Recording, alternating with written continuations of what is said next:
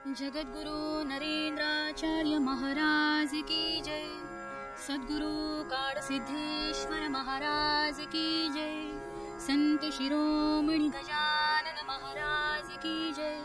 आद्य जगद्गुरु रामानंदाचार्य महाराज की जय। सिया वल्लभ रामचंद्र की जय। अध्याय 20 श्री गणेशाय नमः। श्री सरस्वती नमः। श्री गुरुभ्यो नमः। जय जय क्षीरसागरा विहारा मत्स्यरूपिया वेदोद्धारा। महाकपटी शंकासुरा वधुनी धर्म वाढविला। मंदराचाळ धरुनी पाठीवरी 14 रत्ने काढली सागरी। कूर्मवेश धरुनी मुरारी समुद्र मंथन केले तहो। रसाळा पृथ्वी जाता सकळ देव धावा करिता। वराहवेशे रमानाथा पृथ्वी दाढेवर धरसी।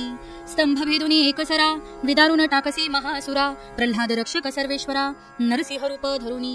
दान तपे व्रते बळी याचक रूपे जाशी वनमाळी। त्रिभुवनी दाटले पायदळी बहुरूपी वामना। वैष्णव बंधू दशास्य तेणे बंदी घातले त्रिदश। धरुनी तू रामवेश अदिती पुत्र सोडविले। तूच देवकी वसुदेवसूत द्वारकाधीश मन्मथ तात। तांडव करून अद्भुत पांडव रक्षिसी निजबळे।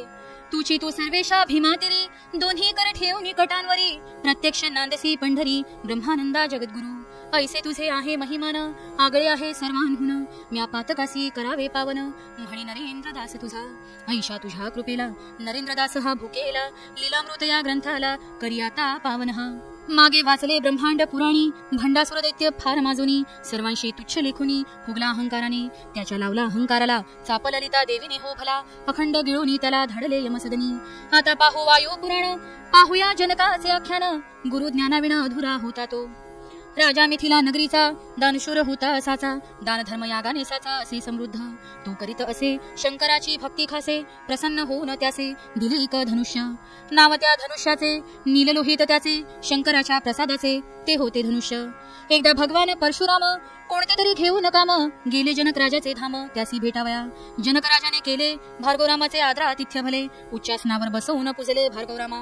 भोजन पाणी होऊन बसले आध्यात्मिक विषयावर कसले। भार्गवराम सांगू लागले व्याख्यान। इतक्यात तिकडून आली चिमुरडी हो सीता बाली। 5-6 वर्षाची असेल झाली अति गोंड सती। तिने वडिलांकडे हट्ट केला धनुष्य मागे खेळायला। घोडा घोडा करायला सारखी सारखी। शेवटी नाईलाजाने दिला जनक राजाने तिला नीललोहित धनुष्याला खेळण्यासी।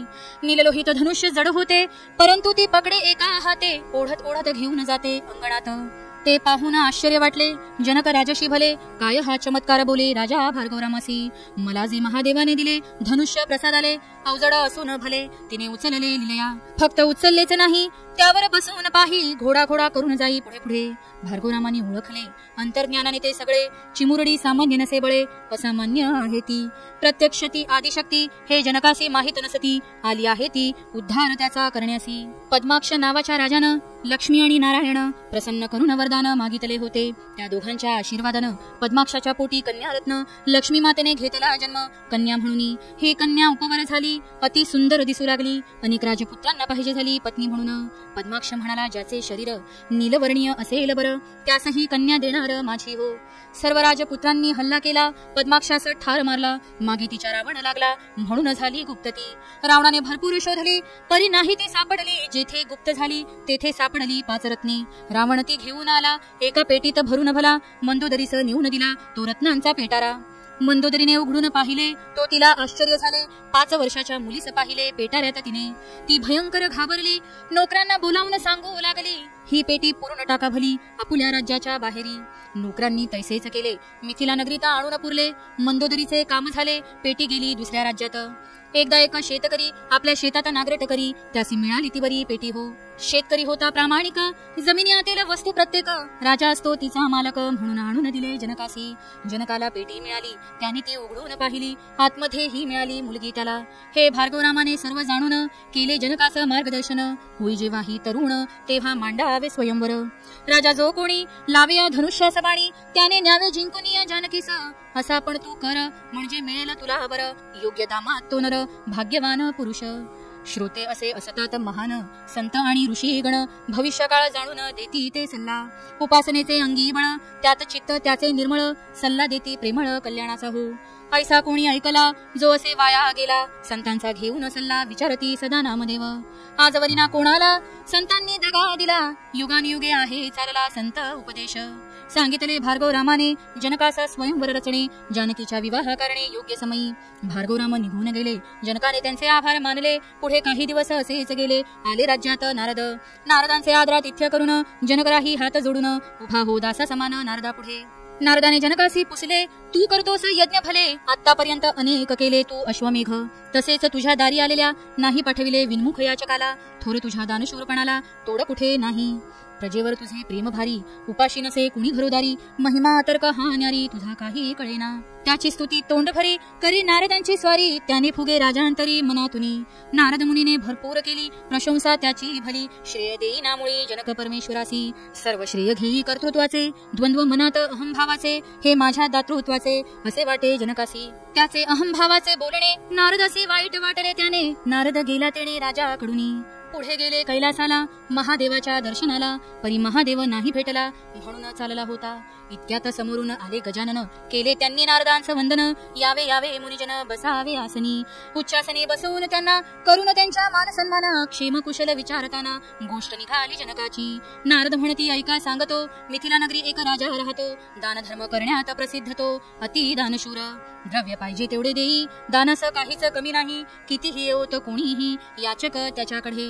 याचे द्रव्य कसे संपत नाही, म्हणून विचारले कुतूहलाने काही. त्याचे म्हणणे मज कमी नाही, त्रैलोक्याचा स्वामी मी. बोलणे त्याचे मज नाही रुचले, म्हणून आपल्याशी बोलावे लागले. अहंकाराने नाही वागले पाहिजे जनकाने. देवा तो भक्त तुमच्या पिताश्रींचा, वाया नको जायला त्याचा. नाव लौकिक हासाचा, म्हणून त्यासी सुधारावे. नारद म्हणे देवासी, भक्ताला सुधारण्यासी कष्ट घ्यावे लागे आपणासी. काकी तो चांगला आहे. असे बोलून नारद विष्णू लोकी गेले. गजाननाने इकडे कौतुक केले, ब्राह्मण रूप धरले आले जनक नगरीस. याचकाला पाहुनी स्वागत केले जनकानी. घ्यावी सेवा करुनी विप्रवरा. काय आहे आज्ञा आपुली, आम्ही पाहिजे पाळली. वेशधारी ब्राह्मणाने केली बोलण्यास सुरुवात. हे राजन तू आहेस दानशूर, तुझ्या दातृत्वाची कीर्ती फार. ऐकून असे न मी बरं म्हणून येणे झाले. मला तुझ्याकडून पाहिजे आहे भोजन, पोटभर वाढावे अन्न, ही तुकीची आहे अपेक्षा. राजाने त्या ब्राह्मणास नेले पाकशाळेस, बसविले करण्या भोजनास. भोजन तयार होते, 10,000 माणसांचा स्वयंपाक होता तयार त्याचा. ब्राह्मणाने खाऊन त्याचा फडशा उडविला. स्वयंपाकी म्हणती राजाला, वाटत नाही सामान्य आम्हाला, हा असे राक्षस कुठला खादाड ब्राह्मण. राजा म्हणे वाढा त्याला, तृप्त जोपर्यंत नाही झाला तोपर्यंत कोठाराला खाली करा. राजाची सर्व कोठारे खाली होऊन गेली बरे, परंतु ब्राह्मणाची न सरे भूक काही. शेवटी मागितले आचार्याने नगरीतील सर्व धान्य, तरी सुद्धा म्हणेना तृप्तीने पोट भरले ब्राह्मण. नगरीत एकही अन्नाचा कण शिल्लक राहिला नसे जाण, परी तो ब्राह्मण तृप्त नाही झाला. शेवटी जनक शर्मिंदा झाला, हात जोडून म्हणे अति राजाला, क्षमा करावी मला, पुरवू शकलो नाही मी अन्न. जनकाचा गर्व झाला हरण, श्रोते घ्यावे बोध आपण, कधी जाऊ नये फुगून कर्तृत्वाबद्दल. आपण कोण देणारे तोच पुरवितो सारे, खाणारे व देणारे ही सर्व त्याचीच किमया. अज्ञानपणामुळे आपण होऊन जातो खुळे, आपणासी वाटे आपणामुळे चालत आहे सर्व हे. मागील जन्मीच्या पुण्याने येते आपणा शक्ती त्याने, म्हणून होतो परिस्थितीने दाता हो. द्रौपदीला मिळाली होती एक थाळी, त्यामुळे ती अनेक भोजनावळी उठवत असे. त्याचा होता तिला गर्व होता झाला, सर्व कौरवाला वाढत होती. वाढता वाढता आठवण झाली, गर्वाने छाती फुगली, चोळीची बिरडी सुटली द्रौपदीच्या. कौरवांनी ते पाहिले, वाढण्याची घाई करू लागले. 2 हात होते गुंतले, चोळी बांधता येईना. तिला मग समजले, अहंकाराने मला नाडले, यापुढे असे नाही वागले पाहिजे चुकीचे. मग श्रीकृष्णासी दया आली, आणखीन 2 हातांची भेट दिली. त्या हातांनी बिरडी बांधली पंडू सुष्णा द्रौपदीने. म्हणून कधी करू नये गर्व, जे जे आहे ते सर्व त्या देवामुळे प्राप्त झाले आहे सर्व, हे ध्यानी ठेवावे. याच जनक राजानं अश्वमेघ केला त्यानं, अनेक देशोदेशीचे महान ऋषी बोलाविले होते. राजा असे दानशूर, त्याची कीर्ती असे फार, ऐकून येते बर ऋषी पहा. यथा सांग अश्वमेघ झाला, सर्व देवदेवता गेल्या आपल्या हो स्वस्थानाला यज्ञ संपवूनी. मागे ऋषी समुदाय राहिला, जनकाच्या मनात विचार आला, यामध्ये कोण आहे विद्वत्तेला पाहूया आपण.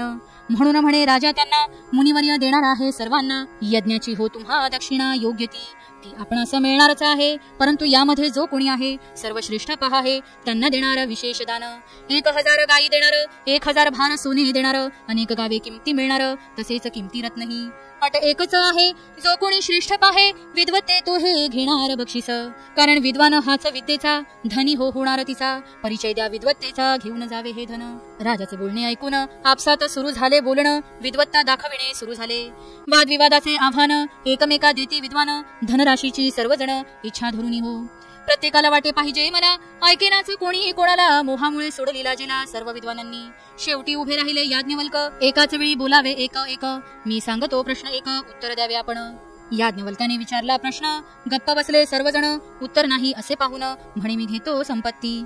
शाकल्य ऋषी त्वेषाने बोलले, नाही नेता येणार संपत्तीले, आम्ही विचारू प्रश्न तुले उत्तरे द्यावे. याज्ञवल्क म्हणाले, विचारा, एक कशाला अनेक विचारा, परंतु अट ध्यानात धरा, उत्तर दिले तर संपत्ती माझी. लोभासाठी सर्व ऋषी आले, एकत्र हो भले. याज्ञवल्क एकटे पडले दुसऱ्या पक्षात. याज्ञवल्कांना विचारले प्रश्न अनेक हो ऋषी मुनींनी, सर्वांची उत्तरे देऊन परास्त्र केले. अनेक ऋषी मुनींनी भांडवून सोडले, प्रश्न विचारून सर्व प्रश्नांची उत्तरे देऊन याज्ञवल्कांनी परास्त्र केले. श्रोते विद्वानांना हीन सोडले, लोभाने या भले, विद्वत्ता विसरून गेले, केले त्यांनी भांडण. लोभ हा सर्वनाशी, नाही बाळगी लाजाबृषी, लोक काय म्हणती याशी, लोभास घेणे नाही. लोभाने अंध होतो माणूस, मग नाते गोते नाही यास, तोडून टाकी नीती न्यास, हा लोभ विषारी. या लोभापाही आरोग्याची काळजी घेत नाही, जीव घालून धोक्यातही स्वार्थापाठी पळे हो. लोभ अथवा मोह हा दोन्ही जुळे असती पहा, अनेक उद्ध्वस्त कुटुंबे पहा, झाली या लोभामुळे. देवांनाही नाही सोडले, मोह व लोभात बिघडले, इंद्रपदावरून अनेक झाले तंटे बखडे कितीतरी. लोभ माणसाला जरूर असावा, परंतु धोक्यात घालणारा नसावा. सांभाळून सर्व जीवे भावा, जरूर धरावा लोभ. देवदानव नाही सुटले, या विषारी विळख्यातले, सीतेसाठी सर्व नाश केले, रावणाने आपुले राज्य. धर्मास भोवला खेळ द्यूत, सोडावे लागले इंद्रप्रस्थ. 13 वर्षाच्या वनवासात झाली फार हिळसंड. लोभ हा असा गुण, सोडणार नाही तो आपणहून, यासाठी धरावे सद्गुरु चरण, विवेक जागृती शिकविते. याच जनक राजाला रात्री एक दृष्टांत झाला, घाबरून तो जागा झाला, काय करावे सुचेना. दुसऱ्या दिवशी घेतले बोलावून, झाडून बोलाविले सर्व विद्वान, सभागृह गेले भरून, मुंगी शिरायलाही नाही जागा. जनक राजाला शोक भारी, ठेवले होते त्यांनी विद्वान दरबारी. विद्वत्तेच्या चर्चा करी राजा वरचेवरी, मानधन पण भरपूर द्यायचा, मान सन्मानही इतर मिळायचा, त्यामुळे त्याच्याकडे विद्वानांचा तोटाच नव्हता. विद्वानांची भरली सभा, खचाखच ती बघा, बसायलाही नसे जागा सभागृहात. राजाने वंदन सर्वांना केले, हाताने सर्वांना बसायलाही सांगितले. राजश्री दृष्टांत सांगू लागले, ऐका तो विबुध हो. स्वप्नात राजा झाला भिकारी, अंगावर वस्त्र फाटकीवरी, हातात होती भिक्षेची कटोरी, गल्लोगल्ली फिरत होता. काही लोक भीक घालत होते, कोणी त्यास हाकलवून देत होते, कोणी त्याची कीव करत होते, तर कोणी कुटाळक्या. हे दृश्य पाहून राजा उठला घाबरून, म्हणून तो विचारी प्रश्न खरे जाणण्यासी. स्वप्नात पाहिलेले ते खरे, की आता आहे राजा रे, यातील कोणते बरे खरे मानायचे. राजाने मार्मिक प्रश्न विचारला, बुचकळ आता टाकणारा हो भला. कोडे पडले विद्वान लोकांना, काय उत्तर द्यावे. सर्व विद्वान गप्प झाले, कोणीच त्यावर न बोले. 15-20 मिनिटे झाले तरी सभागृह शांत हो. राजा म्हणे, ठीक आहे, प्रश्नाचे उत्तर कठीण आहे, मलाही ठाऊक आहे, अभ्यास करून या उद्या तुम्ही. जो कोणी नाही देणार उत्तर हो समर्पक बर, त्यासी डांबून टाकावे लागणार तुरुंगासी. दुसऱ्या दिवशी दरबार भरला, सर्व विद्वान आले सभेला, कुतूहल होते सर्व जनतेला, काय उत्तर मिळणार. एका विद्वाना सोबत आला एक छोटा मुलगा भला, अष्टवक्र त्याला म्हणत असत. राजाने कालचा प्रश्न केला, उत्तर विचारितो सर्वाला, उभे करीतो एका एकाला उत्तर देण्यासी. कोणाही विद्वानाला समर्पक नव्हते उत्तर त्याला, प्रत्येक जण मान खाली घालू लागला शर्मेने. अष्टवक्राच्या वडिलांचे उठविले, उत्तर देणेस प्रश्नाचे भले, ते मान खाली घालून उभे राहिले, उत्तर न आल्याने. राजा त्यांना भयंकर बोलला, सहन होईना अष्टवक्राला, ताडकन तो उभा राहिला वडिलांच्या समर्थनासाठी. तो त्वेषाने बोलला, राजन समजत नाही का तुला, तू राजा आहेस हे मला पटत नाही, आणि तू झालास भिकारी हेही नाही खरोखरी. राजा आणि भिकारी काय याचा संबंध. राजा त्याच्याकडे पाहू लागला, सर्व सभाही पाही त्याला. 8-10 वर्षाच्या त्या मुलाला आश्चर्याने. तो 8 ठिकाणी होता वाकला, मागील जन्मीचा शाप त्याला, योग भ्रष्ट साधकाला जन्म घेतला होता त्याने. तो म्हणाला राजाला, तू राजा आहेस असे वाटते तुला, भिकारी आहेस हेही वाटते तुला, हा सर्व भ्रम आहे. तू न राव नारंक मायेचा हा खेळ देख, न जन्म घेतले सकैक ना मृत्यू तुला. अरे या मायेच्या आहारी जाऊन शरीर म्हणे मी कोण, शरीर आणि तुझा शून्य संबंध आहे. म्हणून जेव्हा मायेत अडकला भ्रम निर्माण होतो त्याला, मूळ विसरतो मालकाला शरीराचे करी कुण कौतुक. अरे हा देह तुझा क्षणभंगुर, अष्टधा प्रकृतीचे आहे घर. यात असणारा आत्मा बर फक्त स्वतंत्र आहे. रज तम सत्वान मालकास दिले फेकून, देह बुद्धी मन यांचा चाले धुमाकूळ. जेव्हा तू शांतपणे विचार करशील संवेदनशीलतेने, तेव्हा तुला नको सांगणे मी आत्मा आहे. ऋषीपुत्राचे उत्तर ऐकून सभा गेली अवाक होऊन, राजा उठला ताडकन आपल्या सिंहासनावरुनी. धावत गेला अष्टवक्रपाशी, लोटांगण घातले त्याच्या चरणाशी. म्हणे हो सद्गुरु मशी अंजन घातले डोळ्यात. चलावे आपण येथून स्वीकारावे हे हृदय सिंहासन, राजगादीवर बसविले नेऊन राजा बसे पायापाशी. श्रोते हा गुरु संत कुळींचा राजा, गुरु हा प्राण विसावा माझा. गुरुविण देव नाही तुझ्या पाहता त्रिलोकी. असा बोधा समर्थ रामदासांनी केला आहे दासबोधातुनी. तुम्ही आम्ही सर्वांनी शिकले पाहिजे. हा नरदेह क्षणभंगुर आहे विटाळाचे घर, परी गुरु मिळाल्यावर बनवितो मोलाचे. गुरु कृपेने अनेक झाले जगाला मार्गदर्शक लाभले, सद्गुरु कृपेची फळे ही नररत्न. जे देवासन ठावे ते गुरुने पहावे, इतके महान ते बर्वे चालते बोलते परमेश्वर. जोवर नाही ब्रह्मज्ञान तोवर जीव कोरडे पाषाण, असे जिणे मृतिका समान माणूस देहाचे. जन्मा आलिया एक जन्माचे करावे सार्थक, ऐसे न करता निरर्थक जन्मभूमी भार होई. देव होऊन चालणार नाही त्या जन्मा मुक्ती नाही. मुक्तीसाठी नरदेही यावे लागे प्राण्यास. जशी मुक्ती आहे अनिवार्य तैसा गुरुशिवाय नसे पर्याय. जन्म मृत्यूचे ते भय फक्त सद्गुरु घालवी जीवाचे. म्हणून सांगितले रामदासांनी सद्गुरु करावा हो जीवनी. तूचनी तारुणी या भवसागरातून. स्वस्ती नरेंद्रदास विरचित हा ग्रंथ लीलामृत. आता आला कळसा प्रत कळसाध्याय पुढे असे. इति विशोऽध्याय समाप्त. जगद्गुरु नरेंद्राचार्य महाराज की जय. सद्गुरु काडसिद्धेश्वर महाराज की जय. संत शिरोमणी गजानन महाराज की जय. आद्य जगद्गुरु रामानंदाचार्य महाराज की जय. सिया वल्लभ रामचंद्र की जय.